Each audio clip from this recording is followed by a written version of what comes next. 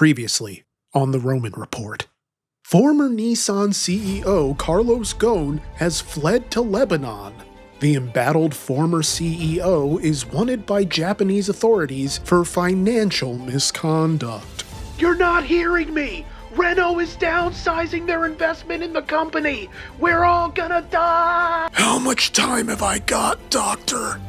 Well, Nissan, with treatment, a year, maybe 18 months. Mr. President, Honda is on the line. They say they're open to merging with us, but only if you resign. I didn't mean for that to rhyme. But I'm Makoto Uchida, president of Nissan. I'll never resign. Therefore, I will resign the presidency of Nissan, effective noon tomorrow. It'll never work between us, Honda. You don't want a partner. You just want someone you can control because you're bored with Acura. Hey, I told you that in confidence. Sir, it's Carlos Ghosn. He wants back in. Carlos Ghosn? He made us a rental car brand. Tell him it's too late. Sir, you just did. Carlos Ghosn? Roman Report, and I'm following up, and I make what I want when I feel like discussing cars. Again. Nissan is finally admitting it. We're a glorified rental car brand, and that's why we're failing. At least, they're admitting that's how they're perceived. And they're acknowledging that in order to succeed, they have to change that perception. And that's exactly the strategy presented by CEO and President Ivan Espinosa, who spoke to Reuters on July 1st about the company's struggle to shed that airport rental identity. Because you could argue that the thing that made Nissan so financially successful in the United States during the 2000s and 2010s eventually became the giant anchor they've been wearing as jewelry throughout the 2020s. And that's being a volume-focused brand. Because in the race to meet volume quotas, quality started to slip, and as a result, so did their perception in the eyes of the public. And it's led to some desperate, wild suggestions. You see, despite Espinosa having only taken over the role of CEO in April 2025, shareholders are getting antsy. And now some of them are suggesting the company reinstate the man who saved Nissan from near bankruptcy in 1999 and led the company through its financial peak. Former CEO and current international fugitive, Carlos Ghosn. According to reports of the most recent company shareholder meeting, at least one shareholder spoke up in favor of bringing Ghosn back into the fold as a reaction to the general discontent over the financial situation of the company. Which is honestly kind of understandable. I mean, sales aren't great, and Nissan isn't exactly the model of prestige. But I'm not even sure rehiring Ghosn would be legally possible since he's wanted in Japan for financial misconduct. You know, just your typical underreporting income and misusing company finances. All that stuff that's pretty much your average pre-lunch itinerary in the United States. But either way, Ghosn maintains his innocence, yet even if he's somehow proven to be not guilty of what he's accused of doing, the optics of fleeing Japan to a country with no extradition means he probably wouldn't be trusted to run a Japanese gas station, much less one of its most well-known multinational corporations. Of course, like a guitar-strumming pro wrestler, Ghosn heard his name and appeared, granting an interview on June 26th to Reuters, which seems to be the only outlet anybody feels like talking to. Ghosn sympathized with the shareholder, noting that the company's share price has plummeted by 80% since he stepped down as the CEO of Nissan in 2017, and their overall vehicle sales have nearly been cut in half.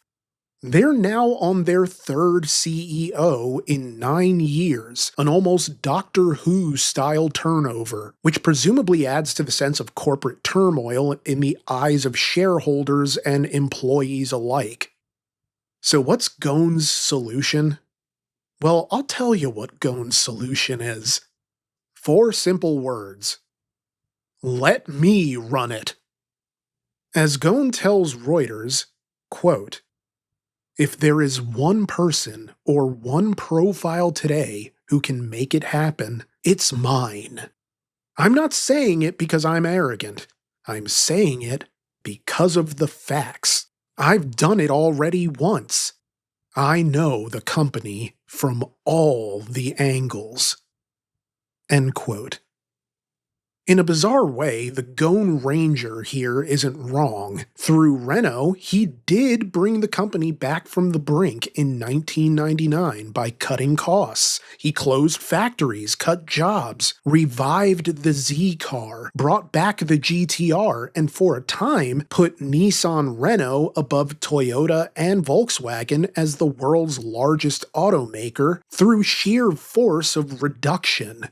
But while his strategy cut the company's debt and returned them to massive profitability, the long-term effects were that, yeah, production was cheaper, but that's because they were using cheaper parts. People didn't want the cars because the build quality sucked, so further discounts had to be implemented, which strained relationships with their dealers who were struggling to move product as their lots had become more crowded than a queen-size bed on a bigamist wedding night.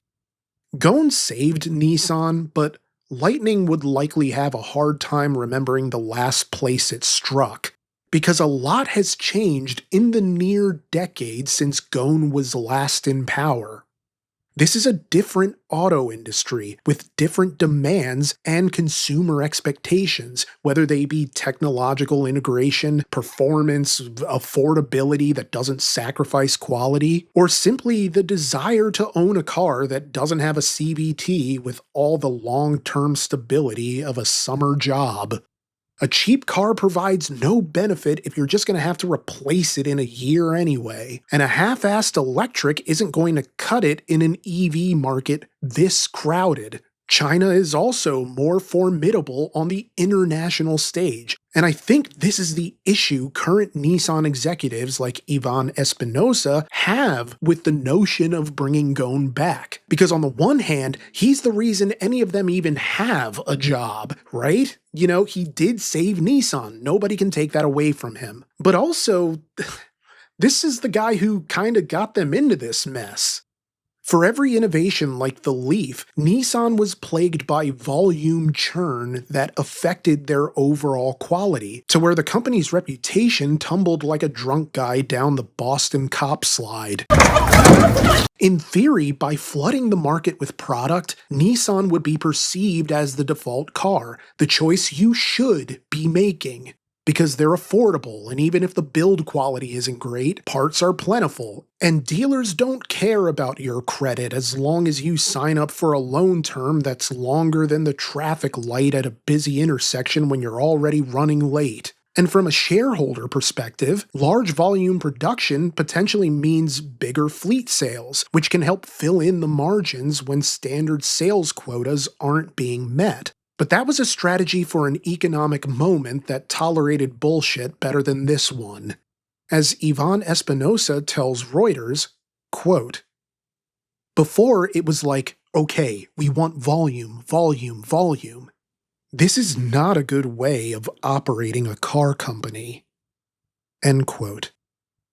In essence, he wants the company to stay away from the rental market, and I don't think he's wrong there. If quantity could ever truly replicate the success of good old-fashioned quality, then one of the 100 different Walking Dead spin-offs would have actually been a hit. And those big rental fleet sales look great on a balance sheet, but they probably aren't great for sustainable growth. They're more like the automotive equivalent of hitting snooze on the alarm clock over and over again. It feels good in the moment, but you're basically ruining your entire day by putting off facing it. Trust me, I know. And Nissan was putting off facing their poor sales by relying on fleets, when really fleet sales should have been treated as supplemental to consumer sales. I mean, green beans are great as a side, but I wouldn't expect them to carry the whole dinner, you know what I mean? But beyond just being anti-volume, what actually is Espinosa's strategy? Well, it's something called the Re-Nissan plan, and it was described by Fortune as, quote, an aggressive restructuring drive to cut costs by 500 billion yen, or $3.1 billion, and earn an operating profit by early 2027. To get there, Nissan pledged to cut 20,000 jobs and reduce the number of plants from 17 to 10. End quote. Of course, it's also more than this. For Espinosa, simply increasing sales volume wouldn't be enough to keep the company afloat. So he's seeking to change the company's structure since he didn't feel there was any other way to fix things that didn't involve a top-down change. This means more free and open communication, not only between departments but between employees and Espinosa himself. The company's supply chain would also need to be revamped, obviously, as would its overall spending strategy, particularly in the wake of tariffs and other geopolitical issues. And they would need to improve development and production times while maintaining quality so that they aren't just making a bunch of disposable cameras with wheels. On that subject, the goal for this plan initially was to cut development time on new models from 4.5 years to just 3 years. Unfortunately, to get this done, Nissan is supposedly deprioritizing clay models and human-drawn design sketches in favor of AI and other digital tools. And, okay, you can't really argue with the results on development time, because it's now estimated to be around 2 years on some newer models. But it is a disappointing development if your hope was that modern cars would get less algorithmic in the years to come. But the argument is that this development time optimizing strategy is necessary because it forms a core component of the overall company strategy, which is a focus on the US domestic market. As Nissan is really keyed in to improving their US market share, which is only around 6%, which itself is a 3% drop from the time that Carlos Ghosn was running the company. But I have to ask if this is actually a meaningful move towards reinvention, or if it's just a shiny coat of public relations over what is essentially a similar cost-cutting strategy to the one that got them into this mess. Because cutting costs and improving production time won't actually have any real effect unless actual change accompanies it. I mean, a quicker development time is good and all, but the Aria didn't fail because it took too long to come out. People didn't like it. You have to make cars people like and cars that are quality first. And I understand that production costs and overhead and all of that stuff is very important, so you have to find a way to do it at a certain budget. But it does feel like the priorities in some ways are in the wrong areas. With that said, I'm ultimately leaning towards this being an attempt at actual change and not just lip service, since greater connectivity between the various departments responsible for building these cars and locking in development plans sooner in a way that everyone kind of agrees on sort of reminds me of the One Ford strategy that helped Ford bounce back in the 2000s so that when the financial crisis hit, they were the only one of the big three automakers in America that didn't need to be bailed out by the government. Nissan seemed headed for government intervention along the same lines, I would think, but the Re-Nissan strategy already seems to be turning in some limited success. Emphasis on some. As Forbes notes, quote, Nissan Group sold 242,741 vehicles in the US in the second quarter of 2026, up 9.6% from a year earlier. The Nissan brand accounted for 230,443 of those sales, up 10.2%. Rogue was easily Nissan's best seller, with 65,796 sales in the quarter. Sentra followed with 39,817, then Pathfinder at 35,517, Kicks at 26,251, Frontier at 21,690, and Altima at 19,317. The strongest part of the lineup is obvious. SUVs, crossovers, and trucks are doing the heavy lifting. The weak spots are just as clear, though. Aria sales fell to just 34 units. The Z sports car sold 806. Leaf posted 1,016 sales, Versa fell to 4,649, and Altima dropped more than 26%. End quote.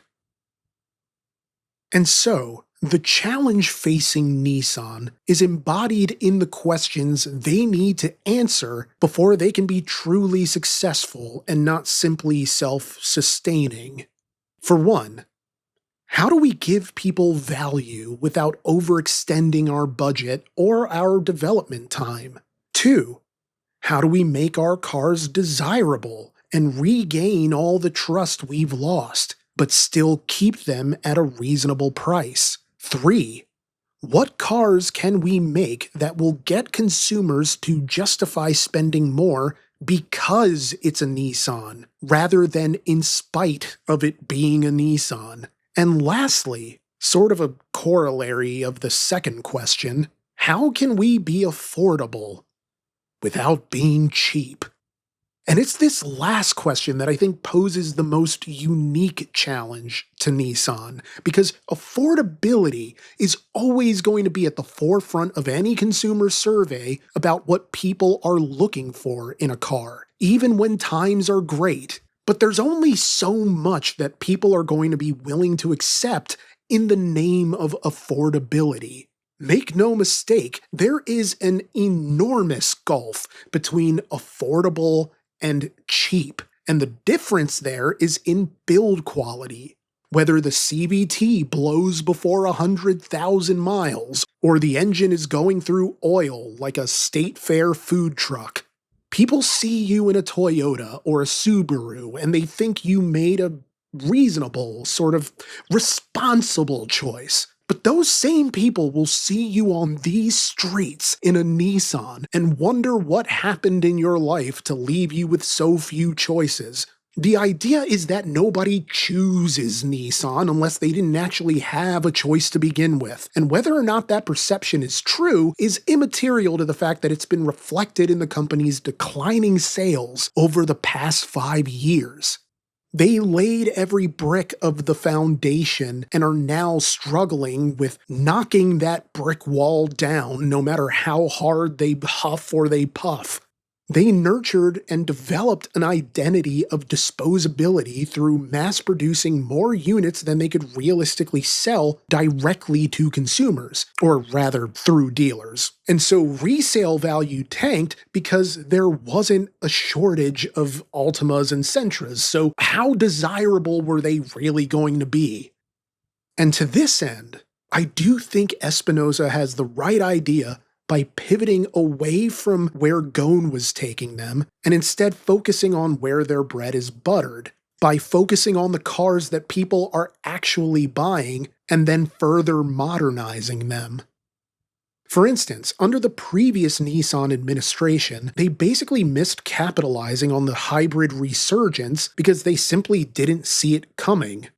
Now, they're launching a hybrid version of the Rogue, which again is their best seller, and focusing on offering more of what Reuters calls, quote, rugged SUVs built on a truck-like frame, end quote, such as what they're planning with the return of the Nissan Xterra. And while the word rugged would never enter my mind as a descriptor for Nissan, it's probably worth pivoting, since the sales numbers show that the old certainties like the Altima aren't really working anymore. Although I wonder how much of that has to do with the news of its impending discontinuation. But either way, a pivot from cheap fleet cars is long overdue, because it's really the only way for Nissan to escape its glorified meme status that they've earned through Big Altima Energy, and the reputational atrophy of having so many cars that were just way too easy to ignore. They were making cars that people struggled to give a damn about because the people who actually chose those cars didn't even seem to enjoy driving them. And that's not really a ringing endorsement for anybody who's in the market for a car and is familiar with a Nissan product because they see one every day, but kind of gets a bad impression of them based on what they see of it. In my opinion, I can't see Nissan's reputation really improving in fewer than maybe 3 years minimum, maybe even 5. Then again, the right car can change things. Even though they don't make them anymore, I feel like the Stinger played a big role in causing a sort of critical reevaluation of Kia and what they were capable of, you know? Perception is Nissan's biggest problem, not because people think they suck, but because people thinking that means it's more likely than not that whatever they're making currently does suck. And I know that perception doesn't always follow quality. That's not the type of age that we're living in. It rarely ever has been. But I do think perception is shorthand for all the problems that Nissan has. And maybe if they didn't have so damn many of them, they would be perceived differently. The lousy interiors, the crummy CVTs, the failing engine sensors, the lethargic performance, and the nagging feeling that you're due back at Enterprise by 4:30. I mean, seriously, how is anybody supposed to be expected to root for Nissan? It'd be like rooting for your sister to track down and marry the guy who abandoned her at the clinic. And yet, because there is always an and yet, I kinda can't help but root for Nissan anyway. These underdog conditions are what can compel a company to claw its way back to greatness. At least I would think so. People forget just how good Nissan used to be. And I don't even mean with stuff like the R32, the R34, or the S14 Silvia. I'm talking the early Altimas and Sentras and Maximas, cars that felt like there was actual care in their development. And I truly believe that Nissan can get back to their former pinnacle again. Well, okay, maybe not the pinnacle, but at least to a better place than they are now, a sustainable place. It's just going to be more of an uphill climb than I think even the most pessimistic forecaster might have thought. Basically, Nissan needs to make it so that owning a Nissan is no longer a scarlet letter. It's no longer a punchline in some asshole's YouTube video. And how do you do that when you've spent the better part of a decade phoning it in? How do you win back the benefit of the doubt? Is that even possible in this current climate, with the auto industry being as it is and fewer people affording new cars to even be able to tell that anything has changed? Maybe it'll take until Nissan's newest offerings become long-tenured used cars before any lasting changes to the actual quality of those cars get noticed to the extent that their reputation is truly transformed. But then maybe that's too pessimistic.